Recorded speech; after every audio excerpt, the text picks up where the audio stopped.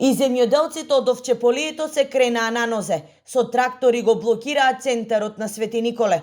Незадоволни се бидејќи во радиус од 10 километри од свињарската фарма треба да се уништат сите свињи, за да се заштитат од евентуална појава на африканска чума. Според одгледувачите, во нивниот регион треба да бидат уништени од 7 до 10.000 свињи. Итно носење на интегрирана мерка за делот на сточарство за запирање на мерката за уништување на свињите кои не се зафатени од африканска чума. Втора точка, итно носење за интегрирана мерка во делот на сточарството, говедарство за зголемување на сточниот фонд во периодот 22 година во општина Свети Николе се продадени 4000 овци. Се намали и сточниот фонд, па затоа ни се заканува млечна криза, објаснуваат сточарите. Пасиштата ги претворија во фарми на фотоволтаици, а поради нередовното исплаќање на субвенциите и ниската откупна цена на млекото, сточарите си ги продадоа овците. Субвенциите не се исплаќат за овците, за млекото да не зборемо.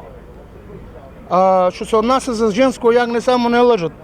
Нумри магаре на зелена трава. Покрај повлекување на решението за уништување на свињите кои не се заболени од африканска чума, земјоделците бараат субвенционирањето да остане по мерка површина, фотоволтаиците да се поставуваат на земјиште од 7 класа, како и правилна распределба на државното земјиште, но и да се укине задолжителното осигурување на посевите. Исто сакат да ни наметнат за осигурување на посевите. Вика, ако го осигурате од 24-та, ќе земете субвенции. Тоа е одма уцена.